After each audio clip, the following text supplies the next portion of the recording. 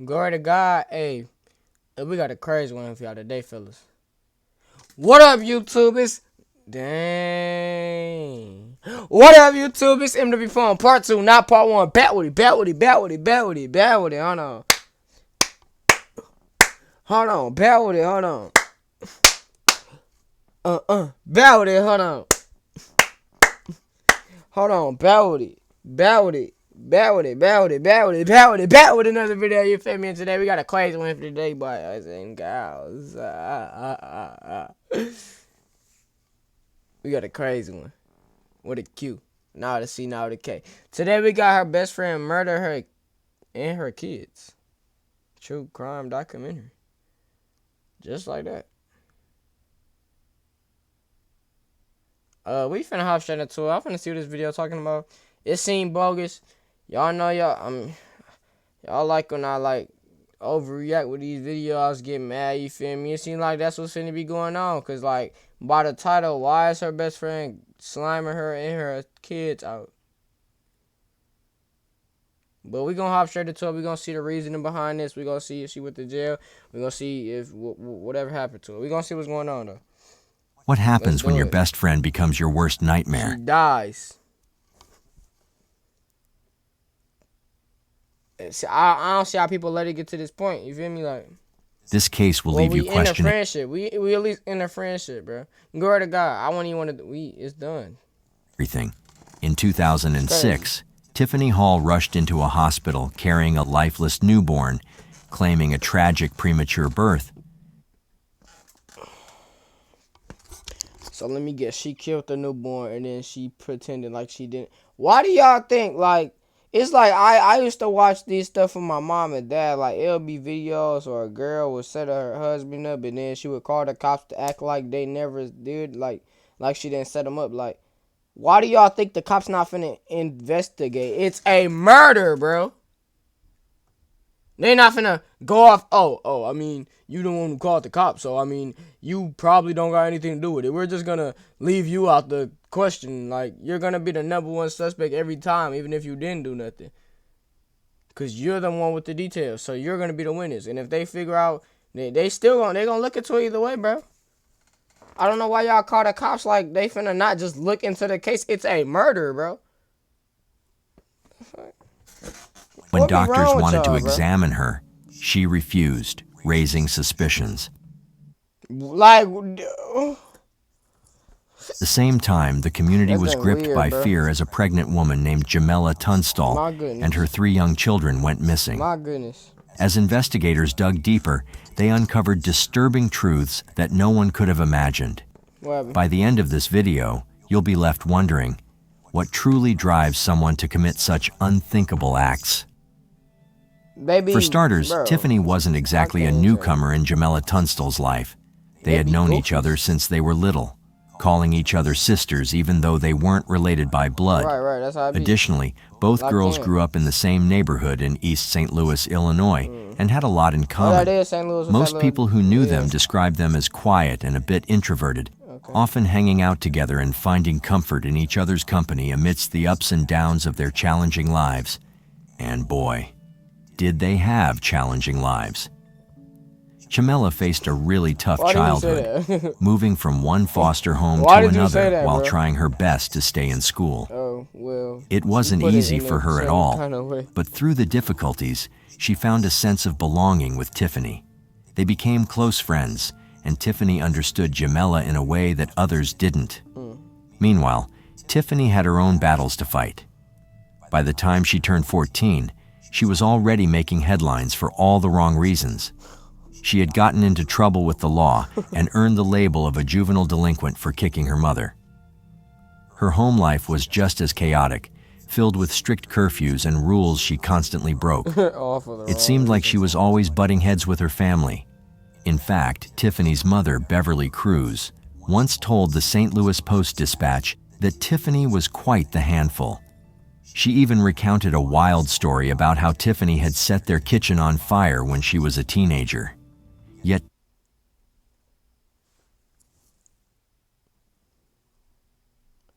what drives you to do that? Like, was it an accident? Like, y'all, you act like it's not the house that you live in, too. You not only hurting them, you hurting you just don't care type stuff. You want to know. Obviously, you don't care. Like, story about how Tiffany had set their kitchen on fire when she was a teenager. Yet despite everything, both Tiffany and Jamela stuck together, creating a friendship that felt unbreakable. all right. And just like how they found solace in each other, they also shared the experience of becoming mothers.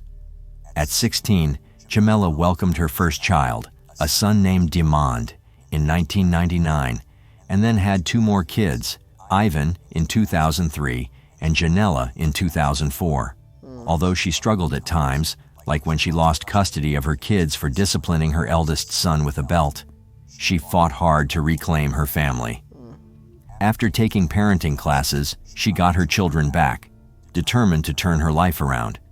She even bought a car with her tax refund and enrolled in community college, aspiring to become a photographer one day. Okay. On the other hand, Tiffany's journey was equally tumultuous when it comes to parenting. Tumultuous. What do you say? I ain't never heard that word before in my life. Huh? Tiffany's journey was equally tumultuous when it comes to parenting. Just like Jamela, she became a mother at just 16, welcoming her first child into the world, followed by a second baby shortly after. But her life took a dark turn in 1999 when she lost custody of her daughters. Authorities discovered alarming evidence of severe abuse against her 2-month-old baby, painting a heartbreaking picture of neglect. Witnesses recalled seeing the infant in Tiffany's arms, limp like a rag doll, which raised immediate concerns. The injuries sustained that day would leave lasting consequences, and by the time the little girl turned 7, she still relied on diapers and struggled to communicate, often speaking in sounds that were difficult to understand. But in 2002, both of Tiffany's daughters were returned to her care. This happened after the state attorney decided not to pursue charges of abuse against her. The Department of Children and Family Services concluded that Tiffany was no longer a threat, which meant she could finally reclaim her role as a mother. Like a threat? Look at her, bro.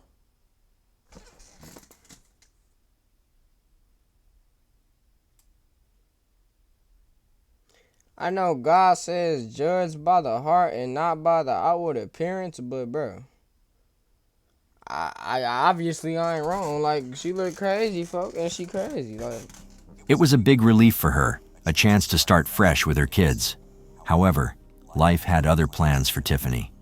That same year, she found herself in legal trouble once again. At just 23, she was charged with possession of a stolen credit card. Meanwhile, Jamela was living a completely different life at this point.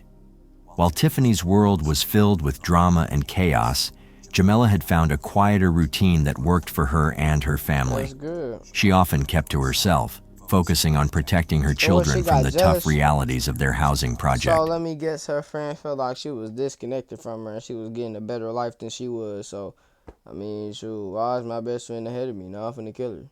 Is that what happened? Let me find out. Life wasn't easy, but Jamela was determined to create a safe space for her kids. She was a cautious mom, rarely letting her children play outside unsupervised. Right. Whenever they did venture out, you could find Jamela sitting on a milk crate just by her door, her watchful eyes following their every move. Her kids found joy in a little green tractor, a simple toy that they shared with the neighborhood kids. It was a small but significant source of happiness in their tough surroundings. Additionally, Jamela would walk her children to the school bus stop every morning, ensuring they started their day safely. By 2006, Jamela was 7 months pregnant, eagerly awaiting the arrival of a baby girl. She dreamed of a brighter future for herself and her growing family, filled with hope and possibilities. While Jamela was focused on her family's well-being and looking forward to new beginnings, Tiffany was still grappling with her own struggles. Life seemed to throw challenge after challenge at her, but despite everything, their friendship remained strong. That's good. In fact, Tiffany often took the time to babysit Jamela's kids, even though she had her own parenting troubles to manage. It all seemed okay for them. But everything changed on the evening of September 16, 2006. Tiffany made a startling call to the police, claiming she had just given birth to a stillborn child at Frank Holton Park. When she arrived at the hospital, the situation took a bizarre turn. Tiffany refused to let doctors examine her, raising immediate concerns about her story. Investigators began to question her, and as they pressed for details, her accounts became increasingly confusing. She alternated between saying she had been sexually assaulted and insisting that wasn't the case at all. No one knew Tiffany was pregnant, except for her Navy boyfriend. An autopsy was performed on the baby girl, but it revealed no signs of trauma and failed to determine a clear cause of death. Oh, she died. After that unsettling night, Tiffany left the hospital, and the lifeless infant was taken to the morgue. What's even more bizarre is that Tiffany went ahead and organized a funeral for the baby she named Tiffany Horn. Just days after her dramatic claims, on September 21st, she held the service, but the event was anything but ordinary. The funeral director couldn't help but notice Tiffany's strange behavior. What's wrong with her? Just minutes before the ceremony was set to begin, she unexpectedly asked if they could move the funeral to another day. Why? So that more family members could attend. This raised eyebrows, especially since only 2 family members showed up, which seemed odd given the circumstances. Right. To make things weirder, Tiffany showed up 2 hours late. At me like that? That's not something you expect at a funeral, where people usually arrive on time to pay their respects. Among the few who did come was her boyfriend, Keith Horn. He had come back from the Navy just for this service because he believed the baby being buried was his daughter. Meanwhile, everyone was starting to get really worried about Jamela. No one seemed to know where she was, and her friends and family were feeling more anxious by the minute. Oh my gosh. They tried calling her, sending messages, and reaching out on social media, but nothing came through. It was like she had just vanished into thin air. No, you know what? By the way, I post true crime and new cases here every day. So if that sounds like your kind of thing, please consider subscribing. It helps a lot. It wasn't until after the funeral, when Tiffany had a conversation with Keith, that would change everything. Tiffany casually mentioned that she had cut the baby out of her best friend, Jamela. Those words hit Keith like a ton of bricks. His mind raced as he tried to process what she was saying. How could she claim something so horrific? Was it even possible? At that point, Keith felt a rush of panic. He knew he couldn't just sit around doing nothing. He had to protect Jamela and figure out the truth behind Tiffany's shocking confession. Wait, what she Without waiting, just missed something. What she said? Something so horrific. Was it even possible? Those words hit Keith. Conversation. Yeah. All right, hold on. I'm doing a video. Keith, that would change everything. Tiffany casually mentioned that she had cut the baby out of her best friend, Jamela. Those words. What?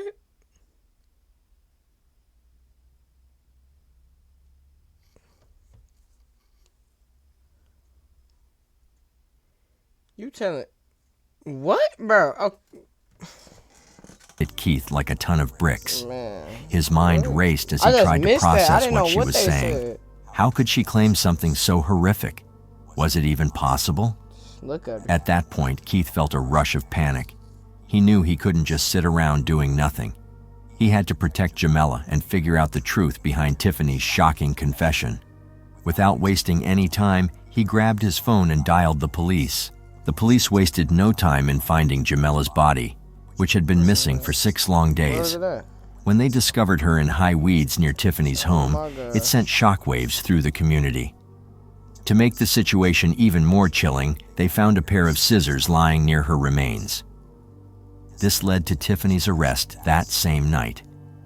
While in custody, she began to share the horrifying details of what had happened almost a week ago, the day she delivered her baby girl. Earlier that day, Jamela, who was 7 months pregnant, had been casually hanging out with Tiffany at her mother's home in Belleville. But things took a dark turn when Tiffany struck Jamela over the head with a table leg, hitting her repeatedly until Jamela became unconscious. Why? Once Jamela was down, Tiffany took... Do y'all see how it was absolutely no reason? They didn't even say an argument broke out, bro. They said they was chilling, and she got that hitting her. Someone made her want to hit her in the head with a table, bro. With the table leg, bro. That's the devil, bro. Inside of her, bro. She's possessed, bro. Even if it was argument, it don't make it right. Y'all supposed to be best friends, but y'all see how random? I'm looking for the reason, and they continue on with the story. Like, what is we doing? Hanging out with Tiffany at her mother's home in Belleville. But things took a dark turn when Tiffany struck Jamela over the head with a table leg, hitting her repeatedly until Jamela became unconscious. Once Jamela was down, Tiffany took the situation to an unimaginable level. She bound Jamela's hands and feet with duct tape, ensuring she couldn't escape. At one point, Jamela regained consciousness and desperately tried to wriggle free from her restraints. But Tiffany, now completely unhinged, struck her again and taped her mouth. Look at now. What are you talking about now, folks? She was tripping when she picked up the table leg, folks.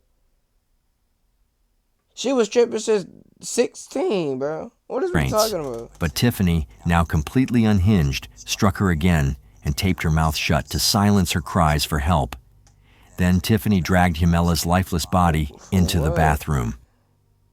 In a chilling moment, Tiffany cut open Jamela's stomach with scissors in a desperate attempt to take the baby from her womb. Tragically, Jamela was still alive during this horrific act, but she lost an enormous amount of blood and eventually succumbed to her injuries. After committing such a monstrous crime, Tiffany tried to cover her tracks. She wrapped Jamela's body in a shower curtain and transported it to a weedy, vacant lot behind her house, where she dumped it like garbage. What's even more unsettling is that Tiffany had been planning this for weeks. Just a week before Jamela's murder, she had purchased items for a makeshift birth kit, scissors, alcohol, and a bulb syringe. To make things even more twisted, she had been pretending to be pregnant, hoping to lure her boyfriend Keith home from the Navy under false pretenses. When the news hit that Jamela had died and Tiffany had been arrested, it horrified both their families. Both mothers were left reeling, struggling to comprehend the tragic turn of events. Just when everyone thought things couldn't get worse, another dark cloud loomed over the community. Jamela's 3 children were missing, and nobody knew where they were. The following day, Friday, September 22nd, the police sprang into action. They headed straight to Jamela's apartment, hoping to find photos of the missing kids to share with the media, hoping someone would recognize them and help bring them back. Jamela's partner, Ivan Collins, had already been questioned, and the police needed more information from him. While the police were piecing together the timeline, they learned that Tiffany's daughters were safe, but Jamela's kids were still unaccounted for. The officers reached out to Ivan again, hoping he could shed light on the situation. He mentioned that he'd last seen the children 3 days earlier, on the 18th, but when he was asked about their whereabouts since then, he said they had been with him before leaving with Tiffany that same night. This raised even more eyebrows. As the investigation continued, Tiffany was still in custody, and it wasn't long before she spilled the beans about where the kids were. This confession led the police back to Jamela's apartment the next morning, but what they found was nothing short of horrifying. As they stepped inside, a dreadful smell hit them, a sickening stench that made it clear something was terribly wrong. It was then that they discovered the heartbreaking truth: the naked and decomposing bodies of Jamela's 3 children. 2 were crammed inside the washing machine, and the 3rd was found in the dryer. They had been left there for 5 long days, and the police had unknowingly walked right past that horrifying scene just the day before. It was a chilling realization that no one could have prepared for, deepening the tragedy of the whole. I couldn't. How do you think of that, bro? Something is wrong with you, folks.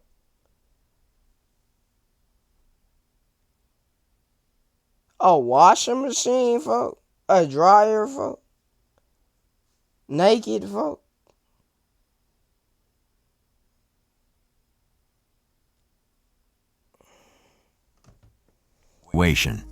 Tiffany's confession to the children's murders. Bro, she goofy, bro. Now let's take a closer look at Tiffany's side of the story. On September 18th, just 3 days before the funeral, and shortly after she had committed the unthinkable act against Jamila and her unborn baby, Tiffany had more plans in store. Tiffany spun a big lie to Ivan, claiming that Jamila wanted her kids and her car. This sneaky story let Tiffany pick up 7-year-old Demond, 2-year-old Ivan, and 10-month-old Janella. Once she had them, Tiffany casually told the kids it was time for a bath. But instead of a fun splash, one by one, she drowned them in the same bathtub where she had killed their mother. Some reports even say that she drugged the kids with cough syrup before putting them in the tub, making it even easier for her to carry out her horrific plan. After the terrible act, Tiffany stuffed their tiny bodies into the washer and dryer of Jamila's apartment in the John DeShields housing complex. By this point, she had not only taken her best friend's life and that of Jamila's unborn baby, but also confessed to the murders of her 3 children. All the kids were naked, except for a pair of underpants on one of the children. Surprisingly, Tiffany never gave any reason for why she killed Jamila's kids, leaving everyone puzzled. Why would someone take the life of their best friend? She gotta go. What could drive a woman to harm 3 innocent kids? She gotta go. Did Tiffany really have a miscarriage? Or was she ever even pregnant? It don't even matter, bro. Did she struggle with mental health issues? It don't matter, bro. We're not finna play that insane card, folks. I don't care. If you that insane, you shouldn't be on this earth right now, folks. You shouldn't be walking freely, folks. If you really that insane, bro. We not finna play that. She crazy, bro. Like, she got something wrong, bro. We not doing none of that, folks. We not finna play that, folks.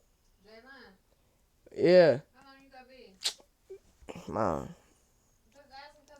I'm almost done. I'm almost done. Okay. Never ending. Jamila's funeral took place on September 29th, 2006, and it was a massive gathering with over 700 people showing up to pay their respects. Friends and family shared stories about Jamila's bright, childlike smile, the way her face lit up when she talked about her kids, and how she often got bored easily. People remembered her children's unique personalities too, bringing warmth to an otherwise tragic day. The community really came together, raising more than $30,000 in just 3 days to help cover the funeral costs for Jamila and her children. Initially, Tiffany was only charged with the murder of Jamila and her unborn daughter, but as the investigation unfolded, 3 more murder charges were added for the children. At first, Tiffany pleaded not guilty, leading to a psychiatric evaluation.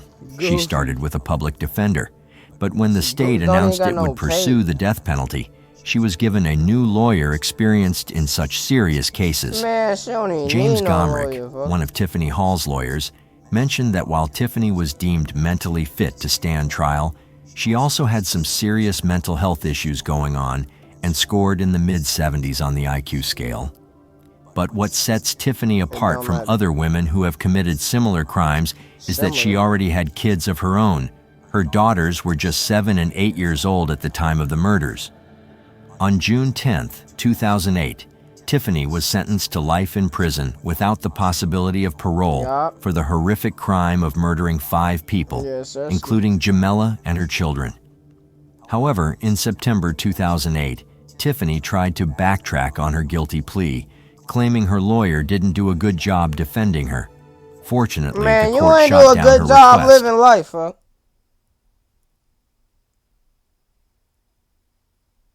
You ain't do a good job living life, bro. People make mistakes, bro. That's not no mistake, folks. You deliberately killed this woman and then killed her 3 kids for what reason, fuck? And then the pregnant one, you cut out her stomach and did whatever you did and killed the other. That's 4, bro. That's 5 people you killed, bro. For no reason at all, folks. Look at you. Talking about...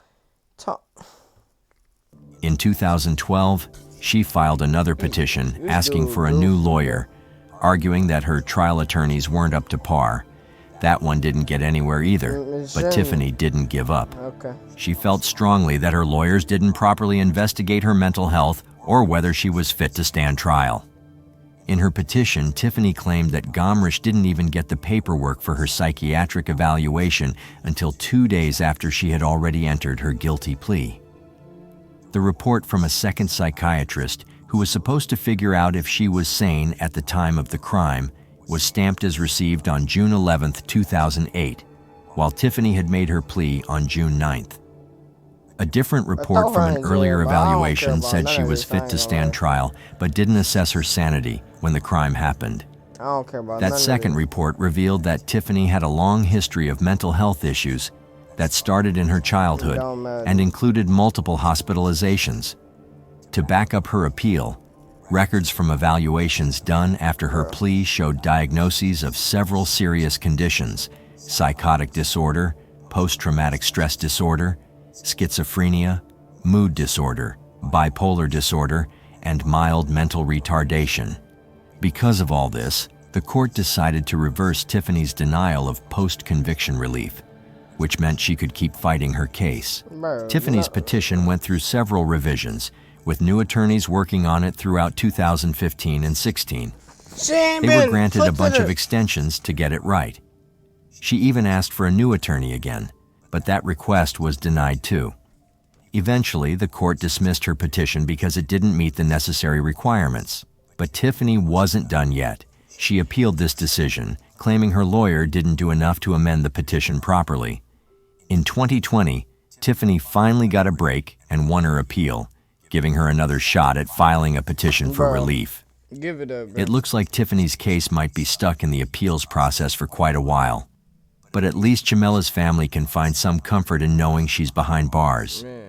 Now, at 42 years old, Tiffany is being held at Logan Correctional Center in Lincoln, Illinois.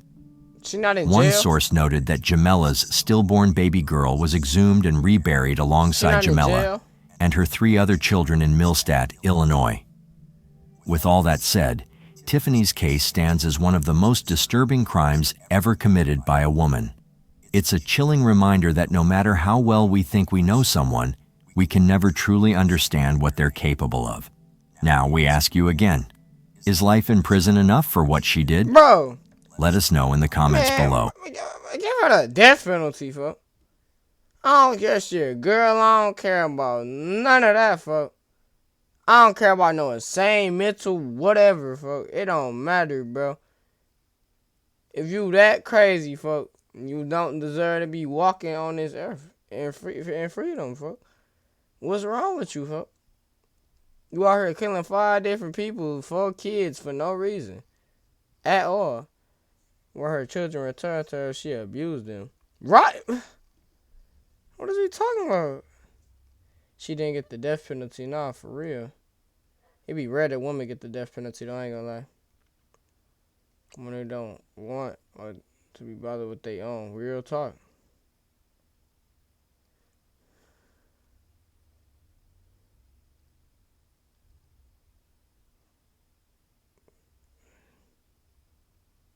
She was clearly jealous. Keep her locked. No, that's what I thought it was too. I don't even know if that, it might have been that, because they was saying that like her life was starting to turn around, the other girl life, and she just getting worse, and now she just, oh, I'm finna kill her whole family. Goofy, fuck. Goofy. Dessert, man. She got everything that's coming to her, I ain't gonna lie.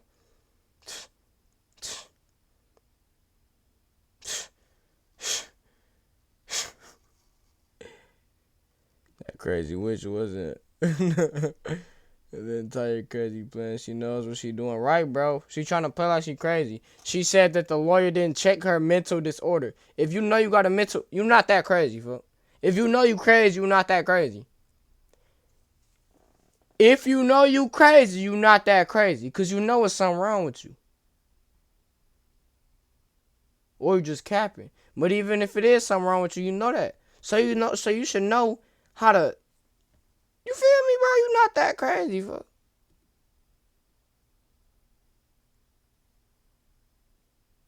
Man, lock her up, throw the key away, bro. She shouldn't even have the right to appeal, bro. I love y'all. Glory to God, bro. And stay blessed and stay away from people like this on Phone Grave. If you gotta do that to them on folks, bro. She deserves to die. I ain't gonna lie. Glory to God, though.